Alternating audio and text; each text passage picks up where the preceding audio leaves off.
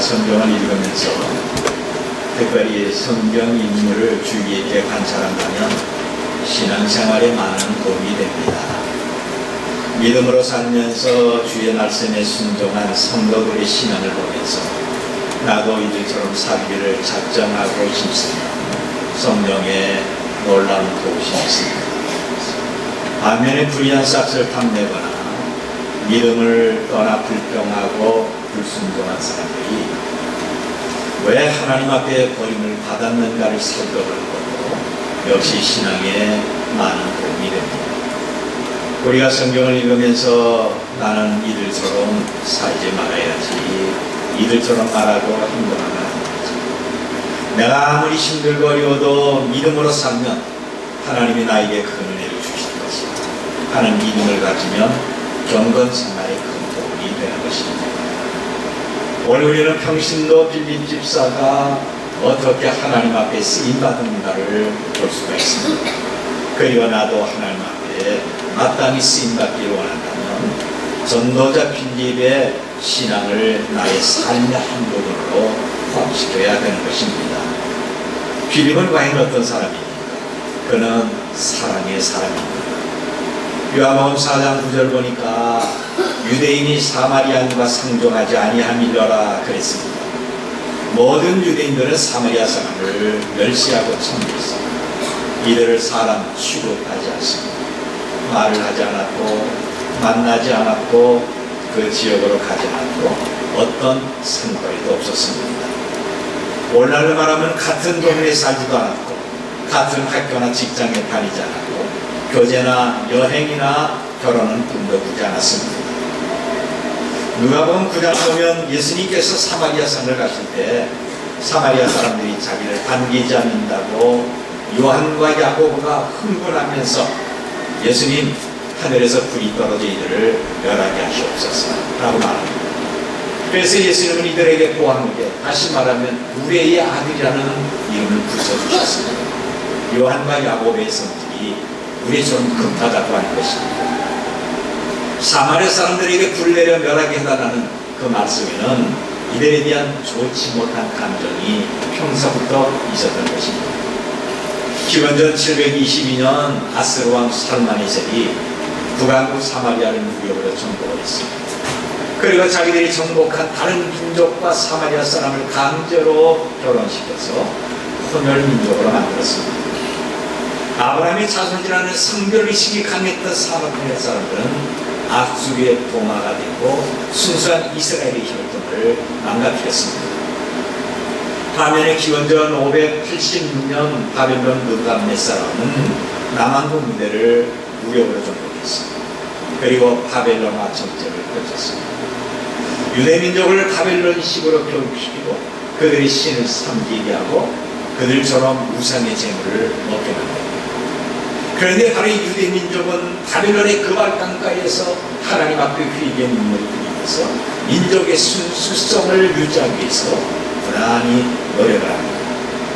시편 137편 1절 보니까 우리가 바벨론 여러 강면 거기 앉아서 시온을 기원하며 물었다고 했습니다.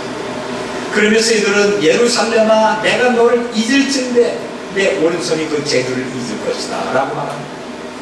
이들은 신앙을 지키기 위해서 왕이 먹는 산의 진미를 사용했습니다. 때로는 사자 불 속에 들어갔고 어떤 때는 7배나 뜨거운 이렇게 불못 가운데 던져졌지만 하나님 앞에 선택받은 신앙을 위해서 자기 목숨을 아끼지 않았습니다.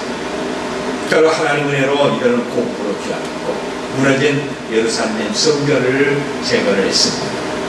그리고 신앙을 버리고 민족의 혈통과 순수성을 잃어버리고 이방 사람처럼 살아간 사마리아 사람들에게 거리를 두면서 배척하기 시작합니다. 그리고 유대 민족과 사마리아 사람은 시간이 갈수록 점점 적대감이 깊어졌던 것입니다. 사도행전 11장 19절을 보니까 그때 스데반이 일어난 환난으로 말미암아 흩어진 자들이 베니게와 구브로와 안디옥까지 이르러 유대인에게만 말씀을 전하는 데 됐습니다. 여러분 이상하지 않습니까? 수많은 사람을 만나야 되는데 유대인들에게만 복음을 증거했다고 합니다.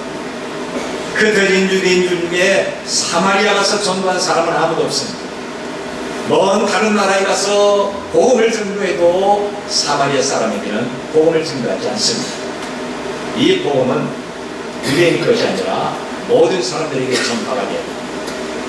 전도자들이 예수님을 말하고 복음을 증거할 때 사마리아 사람들에게는 복음을 증거했다고는 기록은 전혀 없습니다.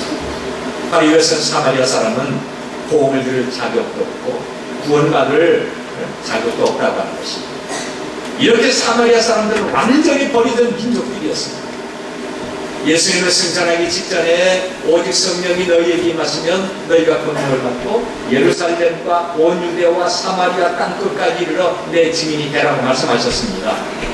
예루살렘에서 복음을 증거하다가 사마리아로 가야 되는데 유대인의 모든 곳에서 복음이 증가됩니다. 그리고 사마리아를 건너뛰고 다른 나라, 다시 말하면 땅끝까지 복음이 증거가 됩니다.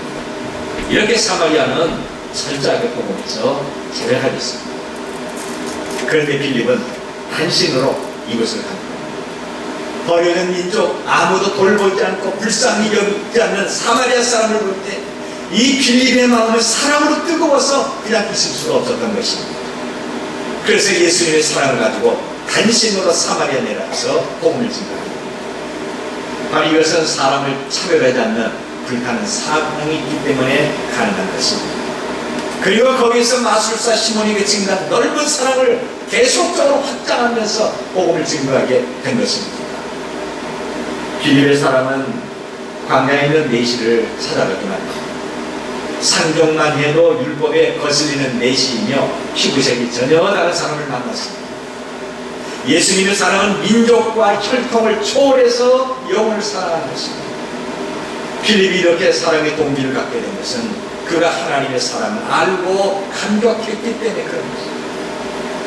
요한복음 3장 16절을 보니까 하나님이 세상을 이처럼 사랑하사 독생자를 주셨으니 이런 그를 믿는 자마다 멸망하지 않고 영생을 얻게 하려 하심이라고 있습니다. 여러분, 세상은 하나님의 사랑을 받을 만한 대상이 될 수가 없는 아주 추악하고 거짓되고 더러운 세상입니다. 불법과 불의와 불신과 음란과 각종 죄악이 가득한 세상인데 우리를 향하신 하나님의 사랑은 독생자까지 우리를 내어주셨던 겁니다. 우리가 바로 독생하신 예수님을 믿는다고 하는 것은 하나님의 모든 것을 다 내가 가졌다고 하는 것입니다. 우리가 이런 사랑의 진가를 알면 어찌 다른 사람을 이용하며 사랑하지 않을 수가 있겠습니까? 이 진리를 깨달으면 우리의 믿음이 한 개 더 올라가게 되는 것입니다. 사랑이 무엇입니까? 여러분의 사랑을 뭐라고 말하겠습니까? 과거의 사랑에 대한 어떤 노래가 있었습니다. 사랑이 뭐냐고 묻시면 눈물의 씨앗이라고 말하겠어요. 그런데 사랑은 눈물이 씨앗이 아닙니다. 사랑은 그 자체가 생명입니다. 하나님을 사랑한다는 것은 하나님을 내 마음속에 두고 그분을 가장 아끼고 내 생명처럼 존귀하게 여기는 것입니다. 여러분, 우리가 사람을 사랑한다는 것은 차별 없이 그를 내 마음속에 품고 아끼고 높이고 인정하는 것입니다. 오늘 우리는 말로만이 아니라 빌립처럼 사랑이 되도록 하십니다. 우리에게는 믿음과 소망도 다 좋습니다. 그런데 바로 여기에 사랑이 없다고 한다면 우리는 꽹과리에 불과한 것입니다. 사랑이 없으면 믿음이나 소망도 다 소용이 없는 것입니다. 고린도전서 13장을 가리켜 사랑장이라고 합니다. 우리가 하나님을 사랑하는 것과 내가 예수님을 영접해서 하나님의 자녀된 내 자신을 어떻게 사랑하는가 기록이 되고 있습니다. 다른 사람을 차별 없이 사랑하는 그 질서, 사랑의 질서가 바로 고린도전서 13장에 있습니다. 바로 오늘 저와 여러분은 누구를 사랑해야 되는 것입니다. 로마서 12장 10절을 보니까 형제를 사랑하여 서로 우애하며 존경하기를 서로 먼저 하며 그랬습니다. 여러분, 사랑하되 먼저 우리들이 해야 된다 말이죠. 고린도전서 8장 1절 보니까 사랑은 덕을 세운다고 했습니다. 사랑으로 영혼의 관찰자가 되어야 된다 말이죠. 예수님은 말씀하기를 말세는 불의가 성함으로 많은 사람들의 사랑이 식어진다고 말씀하고 있습니다. 우리 가운데 과거에 사랑이 있었는데 지금 식어지고 있지 않습니까? 맹드는 그 마음을 다시 한번 뜨겁게 달궈야 된다고 합니다. 말세에 살고 있는 우리에게 정말 필요한 것은 먹고 사는 것이 아니라 사랑입니다. 그런데 사랑은 내 힘으로 된 것이 아닙니다. 여러분, 내가 누구를 사랑하고 싶지만 안 되는 사랑을 어떻게 하는 것입니까? 내가 누구를 용서하고 싶지만 용서가 안 되는 걸 어떻게 하는 겁니까? 사랑이란 내 능력과 방법이 아니라 죽기까지 우리를 사랑하신 예수님의 능력이 내 속에 있어야 되는 것입니다. 오래전에 저를 싫어하는 어떤 집사님이 있었습니다. 왜 싫어하는지 전혀 이유를 모르겠습니다. 후회하겠지만 한 교회에서 믿음의 생활을 하다가 목사의 편파적인 어떤 주장으로 모든 목사를 불신하고 싫어합니다. 아니, 이 목사가 그러니까 저기 있는 목사도 그렇다. 내가 있었던 교회 목사가 이러니까 이 교회 목사가 이렇다. 그것이 바로 그분의 생각이었습니다. 아무리 진실을 말하고 마음을 열어도 과거 목사에 대했던 잘못된 선입감으로 목사의 진실과 그 중심을 받아들이지 않습니다. 저는 바로 그 집사님과 특별한 관계가 없습니다. 어떤 실수나 손해를 준 적도 없습니다. 그런데 얼굴을 마주치면 멀리서부터 고개를 끄덕입니다. 악수를 청하면 못 본 척하고 그냥 다른 곳으로 갑니다. 얼마나 무관하겠어요. 그리고 돌아서서 거짓말로 신앙하고 말썽을 피고 그리고 목사가 있다. 많은 말은 안 들어서 목사가 교우들 일하시킵니다. 그러니 저도 그가 정말 싫었습니다. 정말 미웠습니다. 아무리 사랑하고 용서하고 접근하려고 해도 싫어지는 것은 어떨까? 그런데 목사의 신앙 양심에 걸려서 새벽마다 그를 위해서 기도했습니다. 하나님 아버지, 그 집사를 변화시켜 주십시오. 사랑하게 해주세요. 까다없이 비난하며 까다없이 왜 그런지 그 이유를 난 모르겠습니다. 그 집사 때문에 정말 엄청난 스트레스를 받습니다. 일주일 내내 기도하고 주일에 만나면 여전히 똑같습니다. 아니, 거짓과 비난은 전부입니다. 그래서 하나님 앞에 다시 새벽에 기도합니다. 하나님 아버지, 그가 우리 교회를 떠나게 해주세요. 그의 교회를 위해서 나겠습니다. 아니면 속히 변화되게 해주세요. 떠나든지 변화되게 하든지 둘 중에 하나 해주세요. 그런데 내 마음속에 세밀하게 들려오는 어떤 음성이 있었어요. 야, 이놈아, 변화될 것은 그가 아니라 바로 내 마음. 너부터 변하고 너부터 먼저 사랑해. 여러분, 정말 깜짝 놀랐습니다. 그리고 눈물을 흘리며 사랑해야 될 사람을 사랑하지 못하고 용서해야 될 사람을 용서하지 못한 죄를 회개했던 겁니다. 이날부터 저희 기도가 바뀌었습니다. 하나님 아버지, 그렇습니다. 제가 먼저 변해야 될 사람은 바로 저. 주님, 제가 변화되게 해주옵소서. 누가 저를 미워하고 싫어해도 저는 그를 싫어하지 않게 해주세요. 이제부터 그를 사랑하고 축복하겠습니다. 그 다음부터 그가 어떤 말을 하고 어떤 행동을 하든지 저는 마음에 두지 않습니다. 미워하지 않고 웃으면서 축복합니다. 그런데 한 달이 채 못 돼서 이번에 그 집사님이 변화되기 시작합니다. 어느 날 교회에서 딱 만났는데 물론 모른 척했습니다. 근데 그가 웃으면서 가까이 오면서 악수를 청하는 것입니다. 저는 정말 깜짝 놀랐어요. 그러면서 저를 위해서 축복하며 기도합니다. 자진해서 말하는 거죠. 자기가 목사를 너무 몰랐다고 그래서 용서를 빚는 것입니다. 정말 놀라운 일입니다. 그래서 교회 마당에서 둘이서 끌어안고 한참 물고를 흘렸습니다. 여러분, 우리의 힘으로 사랑할 수가 없습니다. 용서하고 싶은데 용서가 되지 않습니다. 세상을 이처럼 사랑하시는 하나님의 사랑이 내 마음속에 있을 때 비로소 사랑할 수가 있습니다. 그러면 우리가 사랑하지 못할 사람이 없고 용서하지 못할 그 사람도 없는 거죠. 포항에 살고 있는 어떤 집사님이 거기에서 남편과 살다가 오랜만에 비교했습니다. 남편은 30대 후반에 큰 회사에 고문이 됐습니다. 월급도 엄청나게 났습니다. 남편은 젊고 지위가 돈이 있으니까 그만 바람을 피우기 시작합니다.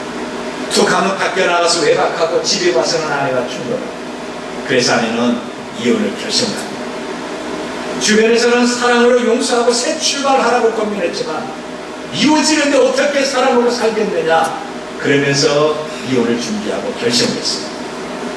그 와중에 그가 예수님을 아껴 하나님의 원수된 자기에게 독생자를 보내시고 사랑하는 것을 경험을 합니다. 그는 바로 이 말씀에 감격해서 원수 같은 남편을 용서하고 사랑하기로 굳게 결정을 합니다. 지금도 바로 그 남편은 과거에 못된 그 습관을 버리지 못하고 있지만 아내는 하나님을 알고 예수님의 사랑을 경험하고 있기 때문에 남편을 용서하고 사랑할 수 있도록 지속적으로 기도하고 있는 것입니다. 여러분, 우리가 사랑하지 못하는 것은 바로 내 자신에게 문제가 있는 것입니다. 다른 사람이 아니라 내가 먼저 변하고 내가 먼저 용서를 하고 내가 먼저 사랑해야 됩니다. 그런데 우리가 왜 사랑하지 못하는 것입니까? 요한일서 3장 10절을 보니까 형제를 사랑하지 아니하는 자는 하나님께 속하지 아니하다. 하나님께 속하지 않으면 절대로 사랑할 수가 없습니다. 요한복음 5장 42절에 다만 하나님을 사랑하는 것이 너희 속에 없음을 알았다고 말씀하셨습니다. 요한복음 3장 19절 보니까 빛이 세상에 왔을 때 사람들이 자기 행위가 악함으로 빛보다 어둠을 더 사랑했다고 말씀하고 있습니다. 우리 행위가 악하면 사랑할 수가 없습니다. 내 죄를 탕감받은 것을 알지 못해서 용서가 안 되는 것입니다. 에베소 5장 1절과 2절 말씀을 보니까 그러므로 사랑받는 자녀같이 너희는 하나님을 본받는 자가 되고 그리스도께서 너희를 사랑하신 것 같이 너희도 사랑 가운데서 행하라고 말씀하고 있습니다. 예수님이 십자가를 지는 것이 사랑의 기본이고 우탈가 되는 겁니다. 여러분, 우리가 하나님의 말씀만 강조할 때는 하나님의 사랑은 건조해집니다. 내용 없는 모양은 매끄러운 무단주가 될 수가 없습니다. 오히려 예수님처럼 사랑을 위해서 기도하는 이 사랑의 실천자가 우리가 되어야 될 것입니다. 필립처럼 예수님의 사랑을 실천하는 율법의 완성자들이 다 되시길 바랍니다. 그리고 두 번째로 필립은 성령의 사랑입니다. 성령의 사랑. 신앙의 중요함은 바로 영혼의 구원입니다. 그런데 이 역사는 성령의 역사가 되는 것입니다. 내가 성령을 의탁하고 성령께 내 마음을 맡길 때 그분의 능력과 역사는 강하게 나타나게 되는 것입니다. 26절을 보니까 일어나 가사로 내려가는 길까지 가라고 성령께서 말씀하십니다.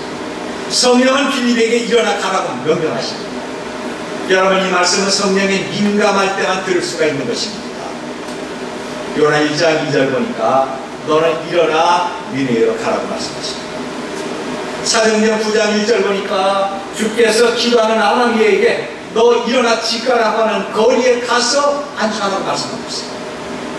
사도행전 10장에서 기도하는 베드로에게 주의 성령을 환상으로 나타나서 일어나 고넬료에게 가라고 말씀하십니다. 일어나 가라. 이 말씀은 아무에게나 하는 말씀이 아닙니다. 기도하는 사람에게 일어나 가라는 하나님의 명령이고 기도하는 사람만 들을 수 있는 세미한 말씀이십니다. 내가 엎드려 기도하는 사람에게 지시하는 하나님의 말씀을 우리는 다 듣고 순종합니다. 필립은 어디를 가든지 그가 무엇을 하든지 하나님 앞에 먼저 엎드려 기도했습니다. 성령의 인도를 받기를 원했습니다. 성령 앞에 아주 민감했습니다. 성령으로 충만한 사람은 성령의 역사심과 말씀에 아주 민감한 것입니다. 그런데 우리는 어떨까요? 너무나도 내 뜻대로 삽니다. 세상 일에 분주함으로 성령의 음성을 듣지 못할 때가 너무나도 많이 있습니다. 오늘 우리가 지금 필요한 것을 바로 다 내려놓고 엎드려서 성령의 음성을 듣는 것입니다. 그렇습니다. 성령의 둔감해서 기도 응답을 받아도 알지 못하고 또 성령의 지시가 있지만 깨닫지도 못해서 하나님의 은혜를 상실하는 어리석은 사람은 되지 마십시다. 성령의 민감한 구의 존들이 되길 바랍니다. 내가 엎드려 기도해야 됩니다. 다 내려놓고 하나님을 간절히 찾아야 됩니다. 내가 하나님 나라를 위해서, 내가 교회를 위해서, 자신과 가정과 자녀들을 위해서, 그리고 이 나라를 위해서 엎드려 기도하는 하나님의 사람들이 되도록 하십시다. 그러면 성령께서 말하게 하시는 거라 복음을 증거할 수가 있습니다. 필립에게 증거된 성령의 말씀은 강야로 가라고 하는 것입니다. 필립은 성령의 사람입니다. 그분의 지시에 지지하지 않았습니다. 만일 필립이 지지하고 주도했다면 에티오피아 메시를 만날 수가 없었을 것입니다.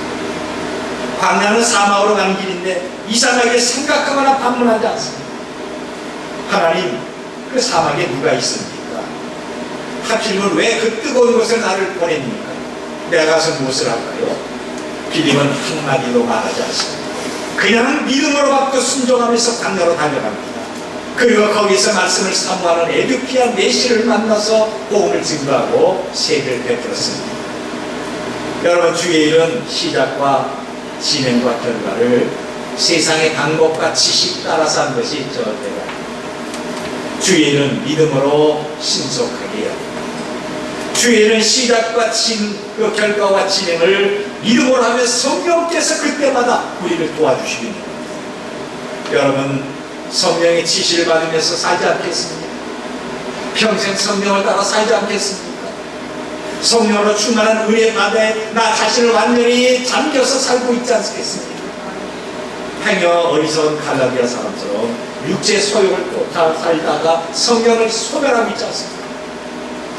무엇인가 나를 위해서 일하고 이것이 성령의 일처럼 위장한 적은 없습니까? 내 모든 것을 그분 의탁하며 성령은 나의 상담자가 되십니다. 그분은 나를 인도하시되 푸른 초장과 쉴만한 물가로 이끌어 주십니다. 오늘 살게 하신 하나님이 내일도 성령을 통해서 나의 길을 다른 길로 인도하십니다. 필립처럼 하나님 앞에서 매일매 순간 무릎 꿇고 기도할 때 하나님의 성령은 일어나서 우리가 승리의 삶을 살 수 있는 그 길로 이끌어 주시는 것입니다. 그리고 세 번째로 필립은 전도의 사람입니다. 필립은 사랑의 사람, 성령의 사람뿐만 아니라 전도하는 사람이었습니다. 필립은 성령의 말하게 하심을 따라 광야로 갑니다. 그리고 이사야서를 읽으면서 말씀의 뜻을 알지 못하는 메시를 만나자 바로 예수 그리스도를 말씀하고 있습니다. 신명기 6장 7절을 보니까 내 자녀에게 부지런히 가르치며 집에 앉았을 때든지 길에 갈 때든지 누워 있을 때든지 일어날 때든지 이 말씀을 가르치라고 명령하고 있습니다. 전도자 필립은 길을 가면서 에티오피아 메시에게 하나님의 말씀을 가르치고 있습니다. 여러분, 필립은 광야에서 메시 한 사람을 만났지만 그 한 사람에게 복음을 증거한 것이 아닙니다. 뜨겁고 위험한 광야에서 한 사람을 위해서 성경을 가르친 것이 아니라 에티오피아라고 하는 메시를 그 나라를 그는 상대하고 있는 것입니다. 그래서 메시를 통해서 에티오피아가 복음화가 이루어지고 그 나라를 기초로 해서 주변의 모든 아프리카가 복음화 되기를 원했던 것입니다.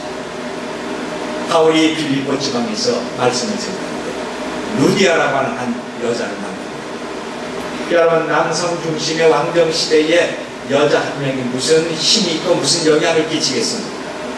그런데 그 루디아가 예수님을 믿고 성경을 받으니까 빌립보 교회를 세우고 유럽에 들어간 복음의 관문이 됐던 것입니다. 로마의 간수에게 바울과 신라가 복음을 증거할 때 전 로마가 복음화가 되는 싹이 나기 시작합니다. 우리나라 어떻습니까? 평양강변에 토마스 선교사가 땅을 밟지도 못하고 잡혀서 목이 잘려 죽었지만 이 민족을 기도하면서 자기가 갖고 온 물을 대동강에 뿌립니다. 그러면서 이 물을 마시는 자가 복음화가 되게 해달라고 기도하고 죽었습니다. 그래서 그 결과 오늘날 800만 명의 성도가 예수님을 믿고 하나님을 예배하고 있지 않습니까? 주일학교 교사는 킴본이 무디 한 사람을 전도한 결과가 무디를 통해서 수많은 사람들이 구원을 받습니다. 이래 전도하는 한 사람이 줍니다. 왜냐하면 100배의 열매를 맺기 때문에 그런 것입니다. 전도자 필립에게는 24시간 전체가 복음을 위해서 바쳐진 사람입니다. 10년, 20년 예수님을 믿고 예배하면서도 전도하지 못하면 어찌 성도라고 할 수가 있겠습니까? 열매를 보고 남을 알 수가 있는 것입니다. 에스겔 33장 8절을 보니까 우리가 말씀을 증거하지 않을 때 그 피를 우리에게 찾는다고 하나님을 말씀하고 있습니다. 로마서 10장 14절을 보면 예수 그리스도에 대해서 믿지도 않고 알지도 못한 사람들, 그 사람들은 바로 우리의 책임이라고 하는 것입니다. 예수님 말씀하기를 너희는 온 천하에 다니며 만민에게 복음을 증거하라고 말씀하십니다. 이것이 바로 예수님의 마지막 말씀이며 유언입니다. 평소 어머니의 말을 전혀 듣지 않았던 청개구리도 어머니의 마지막 유언만큼은 지키려고 노력을 했습니다. 예수님은 우리에게 말씀하기를 네가 거저받았으니 거저주라고 하십니다. 마태복음 24장 14절 보니까 이 천국 복음이 온 민족에게 증거되기 위해서 온 세상에 전파되리니 그제서 끝이 된다고 말씀하고 있습니다. 속히 주님이 오시기 위하여 빌립처로 복음을 증거해요. 마태복음 25장을 보면 달란트의 비유가 바로 우리는 더 많이 받는 선한 종처럼 칭찬받고 더 많은 상을 받기 위해서 복음을 증거해요. 로마서 7장을 보니까 사도 바울의 외롭고 곤고한 생활을 이렇게 기록하고 있습니다. 그는 고독 속에서 탄식하기를 올 하나는 공고한 사람이로다. 이 사망의 몸에서 누가 나를 건져내라. 그런데 그 곤고한 생활 속에 예수님을 바라보고 참고 증언하는 삶을 살았습니다. 복음 증거하는 것이 그의 힘이 됐습니다. 디모데후서 4장 8절을 보니까 의의 멸류관을 바라보며 복음에 충실합니다. 고린도전서 16장 9절을 보니까 내게 광대하고 유효한 문이 열렸으나 그랬습니다. 누구나 지금은 전도의 문이 열려 있습니다. 우리 종합제일교회는 구원의 문이 활짝 열려 있습니다. 누구나 들어올 수가 있습니다. 그런데 잠시 후에 하나님이 구원의 문을 닫습니다. 무거운 짐진 자를 우리는 예수님의 능력으로 도와줘야 되지 않습니까? 살려달라고 하는 소리 없는 아우성을 드려야 될 것이고 우리도 복음을 증거해야 될 것입니다. 마태복음 12장 20절에서 꺼져가는 등불에 기름을 넣듯이 구원의 불이 꺼지기 전에 복음을 증거합니다. 이사야서 42장 7절 보니까 내가 눈먼 자의 눈을 밝히며 갇힌 자를 감옥에서 이끌어내며 흑암에 앉은 자를 감방에서 나오게 하리라고 했습니다. 오늘 우리가 이런 사명을 감당해야 됩니다. 마태복음 9장 2절 보니까 병든 자를 치유하는 것처럼 영혼을 치유하는 복음의 말씀이 저와 여러분에게 있는 것입니다. 이사야서 61장 2절 3절 보니까 슬퍼하는 자를 위로함 같이 예수님의 이름으로 상처를 싸매어 주면서 우리는 위로해야 될 것입니다. 오늘 우리는 기도해야 됩니다. 일어나 전도하면서 인생길을 가야 됩니다. 이런 영혼이 있다면 언제 어디서든지 가는 것이 우리의 믿음이고 영광스러운 수준입니다. 빌립은 사명에 살았습니다. 교회 집사로 책임을 다했습니다. 자기가 할 일을 잃어버리고 여기저기 시선을 분산하거나 에너지를 분산하지 않습니다. 남이 인정하든 인정하지 않았든 묵묵히 뒷전에서 주님이 알아주시는 바로 그 날을 바라보면서 믿음의 길을 걷습니다. 여러분, 빌립은 잠시 등장했다 살았지만 그의 이름과 사역은 궁창의 빛과 같이 영원토록 빛나고 있습니다. 그는 사랑이 충만했고 성령께 맡기는 삶을 살았고 전도자의 삶을 살았습니다. 오늘 우리는 예수님처럼 살지 못하고 한 세대를 살아가는 전도자 빌립은 얼마든지 될 수가 있습니다. 영혼을 사랑하도록 하십시다. 원수를 용서하고 사랑합시다. 내가 사랑의 핵폭탄이 돼서 터질 때마다 사랑의 핵분열을 일으키도록 하십시다. 성령의 지배를 받도록 하십시다. 매 순간 성령의 인도를 받아서 성령의 말하게 하심을 따라 내 인생을 맡기고 말씀 따라가는 우리 모두가 되시길 바랍니다. 오늘 이 시간에도 예수님을 알지 못하고 죽어가는 사람들이 우리 주변에 있습니다. 그들 위해서 기도하십시오. 영광의 주, 바로 재림의 주님이 멸류관 주는 것을 소망하면서 전도자 빌립의 삶을 우리가 이어받도록 하십시오. 우리도 전도자 삶을 살아야 합니다. 빌립처럼 한날 한시를 살아도 후회가 없는 삶, 영원한 영광스러운 삶을 살면서 복음을 증거하는 거룩한 삶이 오늘 우리의 삶이 되시기를 바랍니다.